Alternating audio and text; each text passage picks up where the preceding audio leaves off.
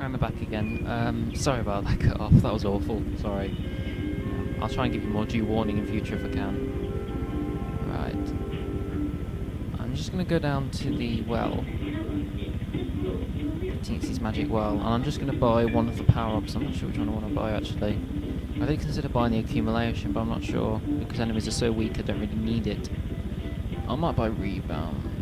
Yeah, I think I'll buy the rebound. Go on. Yeah. That'll bounce off walls. I'll show you how that looks in a minute. Yeah, once you unlock Rebound 1, once you bought it, Rebound 2 becomes available, but you still have to buy it, and that upgrade costs 110 lumps. Basically, the amount of lumps there are in the game, the 1,000 lumps, you will have enough to buy everything, pretty much, I believe. I think I've unlocked all the minigames in the fun section, but basically, you'll definitely be able to buy all the powers. Yeah, the shops now reflect off walls. They do disappear after a while. I think they bounce off either one wall or two walls before disappearing. It might be one or two, I can't remember. It's useful because then you can, like, if there's an enemy around the corner, you can sort of bounce against the wall and it might hit them. But you know, it's just kind of handy. It's not needed. Right. I wonder if I can. Yeah, I wonder if I can. Yeah, there you are. You can just stun the Minisaurus. That's what they're called, Minisaurus. What's their name? Oh yeah, the music's changed. Don't know if you can hear that. Ouch. Sorry. That sounds awful on my end. I'm sorry about the music. It's kind of grating on the ears. I'm trying to find the perfect volume level so you can hear everything. Yeah, this is what we need the shot upgrade for from the Fairy Glade. We couldn't come straight here because we needed to rescue Lee anyway. Right, now I've got a choice now. I could do the Marsh's Awakening. Now, in the original game, Marsh's Awakening came first. You sort of had to do that first, and then you moved on to the Bayou.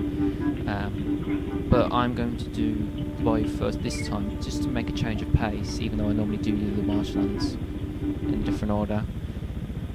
Because the game actually suggests that you don't have to do the Marsh's Awakening, you can just go straight for the Bayou, so I'm just going to do the Bayou.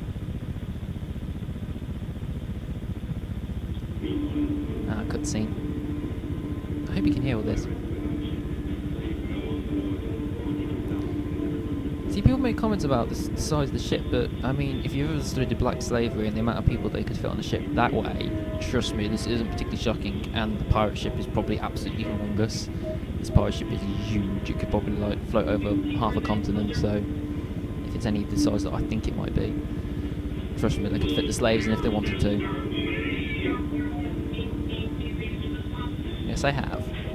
And it's razor weird.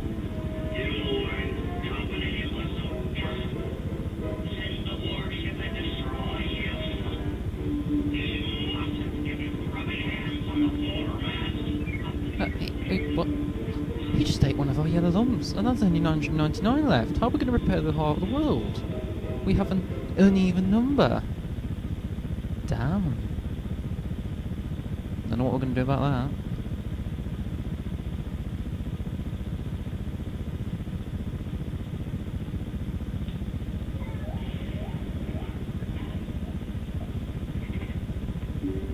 Yeah, this level's actually pretty fun, because you're already stalked by a warship the whole way. And we have to shoot those flying bomb things again. It's not too hard though. I mean, this is only supposed to be like the third level in the game. Even though it's easy enough to be the second. Actually, the game doesn't let up, it actually becomes quite challenging early on, even though it is straightforward, but you could easily die if you're a bit clumsy. It's mostly a platforming game with a bit of action thrown in. Oh crap, I missed that. I'm sorry, I'm not usually this clumsy. I'm probably just a bit nervous and doing things that I wouldn't normally do. Because I'm making excuses, I'm sorry. I'll just do my best. Alright, that's what I intended to do, and I still only just seem to make it. Now we climb up here.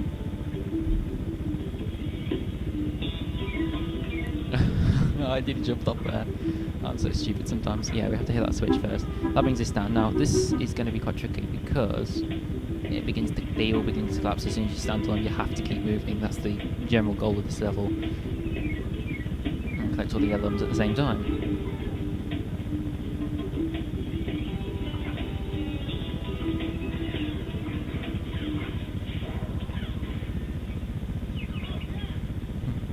Yeah, Rayman celebrates.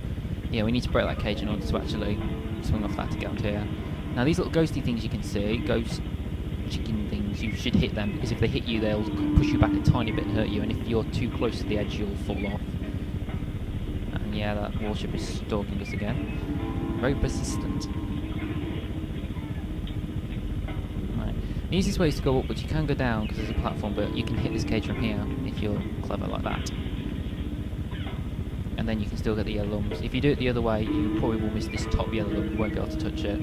So you'll have to come back to the level again. Right, yeah, and the platform's from underneath, yeah. Right, this is clever. They've hidden the yellow lump there, right when you couldn't see it, right in a blind spot, which is really bad of them. The designers were quite mean there. I just know where it is. You just sort of have to know it's there, or use an item we'll get later in the game to help find it. Yeah, thank God I can hang on that. Okay, we'll walk across there.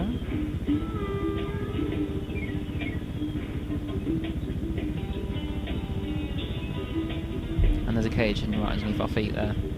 See, it's so easy to miss some of these cages if you just don't look carefully.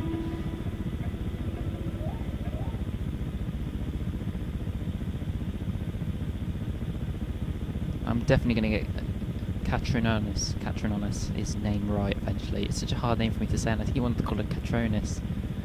I'm very sorry, Catronis. Insulting you. Right. Hit the piranhas, I love that. In fact, in the first game they had something similar to piranhas. You could hit them with your fist and their teeth would break and fall in the water. It's great, I love that. And there's another enemy down there. And I got hit again because I'm being stupid. And this one can jump.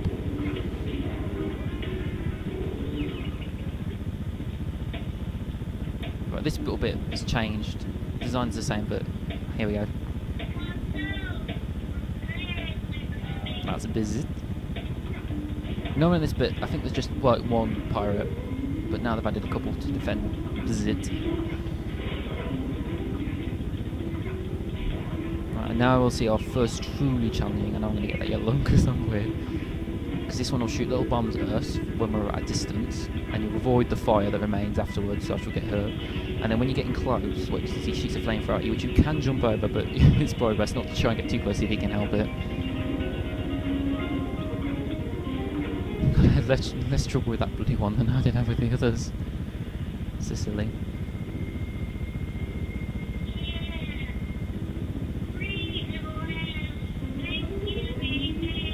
No problemo.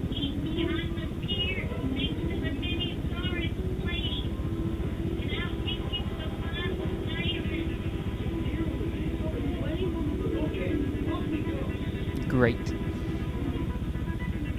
Yeah, these red ones aren't shooting to me because I don't need any of them. My health is full. And I'm just looking around, I'm just making sure. I'm not too sure if we'll be able to finish the bio in one video. I'll probably have to come back and do another one. And I really want this to be my last video because it's getting late and I need to make sure I've got the time to actually upload all these. Else it'll be a nightmare. That squashy thing, that's exactly what happens when you fall from a great distance. That's what I was on about. It happens when a keg rolls over you. And yeah, you can jump on the top of those kegs. If you time it right, you can jump and you'll get a super boosted jump. It's not always easy though, you know, it's very awkward sometimes. But you need to use it a couple of times, like that up there, if you can see there's a yellow lump. So I'll need to wait and jump on one. Okay, maybe the next one? No, I mistimed it. Come on, maybe this one? Yeah, I got it. Woo. I am the best.